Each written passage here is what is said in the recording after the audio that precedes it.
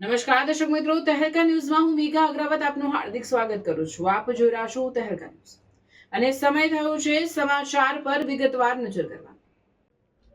પાલેજ નજીક આવેલી Phillips carbon black limited company પાસે આઈસી ટેમ્પોની ક્રેન વચ્ચે અકસ્માત સર્જાયો. કેબિનમાં ફસાયેલા ચાલકનું સફળ રેસ્ક્યુ કરાયું.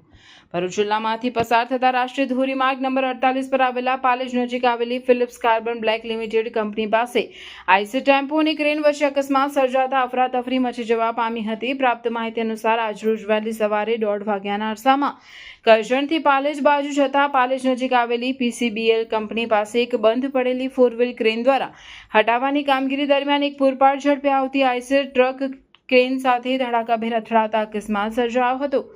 અકસ્માત બાદ બંને વાહનો પલટી ગયા હતા, જેમાં આઈસરનો ડ્રાઈવર અંદર ફસાયેલો હોવાની જાણ કરજણ ફાયર વિભાગને થતા ફાયર વિભાગની ટીમ તાત્કાલિક ઘટના સ્થળે પહોંચી આધુનિક હાઇડ્રોલિક સાધનોનો ઉપયોગ કરી અંદાજિત 1 કલાકની ભારે જહેમત બાદ ડ્રાઈવરને સહી સલામત રેસ્ક્યુ કરી પોલીસની હાજરીમાં એમ્બ્યુલન્સ મારફતે હોસ્પિટલ સારવાર અર્થે ખસેડવામાં આવ્યો હતો, જેમાં આઈસરના ડ્રાઈવરને નાની મોટી ઇન્જરી થવા પામી હતી.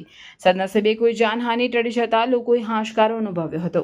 અકસ્માત સંદર્ભે પોલીસ ફરિયાદ વિશે જાણવા મળ્યું નથી. રિપોર્ટર રવિ સૈયદ, પાલેજ.